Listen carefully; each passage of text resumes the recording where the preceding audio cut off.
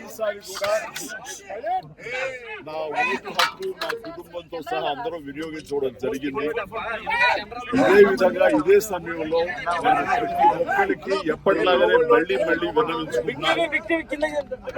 ఈ ఓటు హక్కు వినియోగించుకోండి. ఓటు అనేది కేవలం హక్కు మాత్రమే కాదు, అది మన బాధ్యత.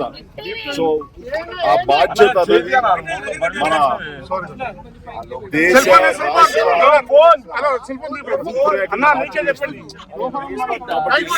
నాయకులు వీళ్ళు మనకు న్యాయం చేస్తారు, మనకు సుపరిపాలన అందిస్తారు అనే నమ్మకం ఉన్నటువంటి నాయకులకి ఓటు ద్వారా తెలపండి.